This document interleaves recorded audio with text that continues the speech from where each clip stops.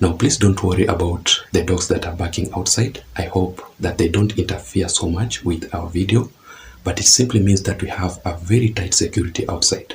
Now, I want us to have our morning conversation, and in this particular video here, I just want us to do a proper analysis about Raila Odinga's recent meeting with the British High Commissioner. We'll also have to talk about why the United States Ambassador to Kenya, Meg Whiteman, had to snub that particular meeting. But before that, welcome back to my YouTube channel, ladies and gentlemen. I'm requesting you to please take a second or two and subscribe to this channel. You can also hit the like button. Please comment and share this particular video. Thank you so much for your support. So recently, Raila Odinga held talks with the newly appointed British envoy, High Commissioner to Kenya by the name Neil Wigan. Of course, Raila Odinga was not alone in that meeting. He was being accompanied by the minority leader in the National Assembly, Honorable Opiyo Wandayi himself, together with the DAP party leader Eugene Wamalwa. I managed to screenshot that particular post from the ODM X account, which had posted that. Let me read for you. Party leader Raila Odinga held talks with the new British High Commissioner to Kenya, Neil Wigan. They reflected on and lauded the long historical ties between Kenya and UK. The DAP party leader Eugene Wamalwa and the minority leader in the National Assembly, Opiyo Wandayi, also attended. And I strongly believe that the main reason as to why Raila Odinga chose to be accompanied by these two leaders, Opiyo Wandayi and Eugene Wamalwa, is that they are always available. These are the kind of leaders that Raila Odinga can count on in every event that Raila Odinga convenes or conducts. And the reasons as to why this particular meeting was very much important to Raila Odinga is that, first of all, I think Raila Odinga wanted to introduce himself to the British High Commissioner. I want you to realize that Neil Wigan is a newly appointed British High Commissioner to Kenya, who took the succession from the former British High Commissioner to Kenya by the name Miss Jane Marriott. So Raila Odinga basically wanted to welcome this newly appointed British High Commissioner to Kenya. And that is why in that post, if you dig into more details about that particular meeting, you will realize that Raila Odinga never discussed anything important in that particular meeting. They just talked about the long historical ties between Kenya and British. They also talked about the current political situation in Kenya. They also talked about the bipartisan talks that concluded recently. Nothing else more. Secondly, I think Raila Odinga met with the newly appointed British High Commissioner to Kenya ahead of King Charles and Queen Camilla visit to Kenya. Let me read for you this particular statement from the Daily Nation newspaper, which says that King Charles and Queen Camilla are coming to Kenya. UK government announces that King Charles and Queen Camilla will undertake a state visit to Kenya from Tuesday, October 31st to Friday, November 3rd, 2023. Of course, that is a state visit, and we don't expect Raila Odinga to be available there to welcome King Charles and Queen Camilla. So basically, Raila Odinga also wanted to extend his warm welcome to King Charles and Queen Camilla's visit to Kenya.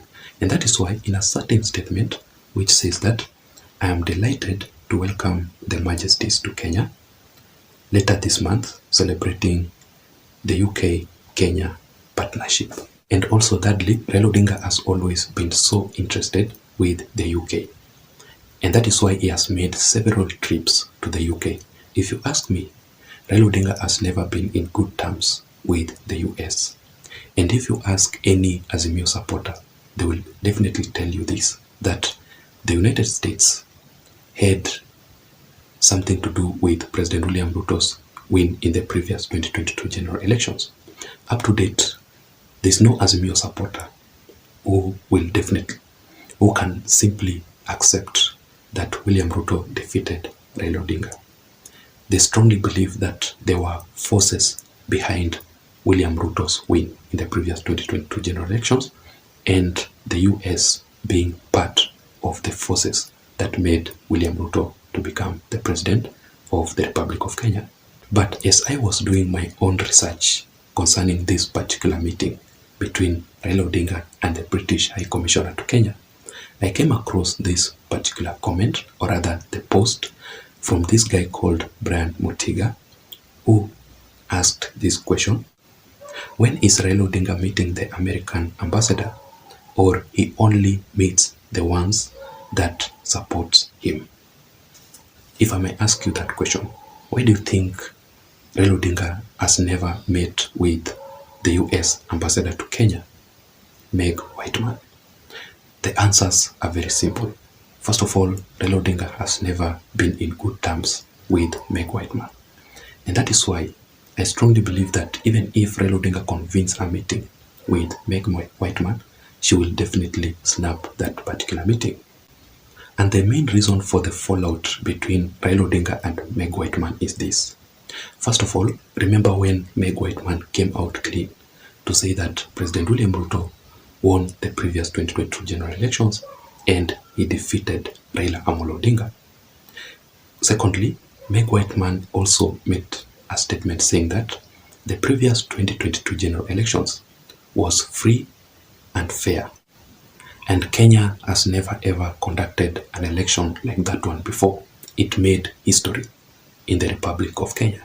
So those two particular statements upset Raila Odinga, and that is why he went ahead to call Meg Whiteman names, saying that the United States ambassador to Kenya, Meg Whiteman, is actually rogue.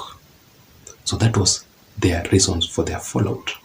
So that simply explains as to why Raila Odinga has never ever conducted any meeting with the United States ambassador to Kenya, Meg Whiteman. Secondly, just like I had said it earlier on, that Raila Odinga has never been in good terms with the US.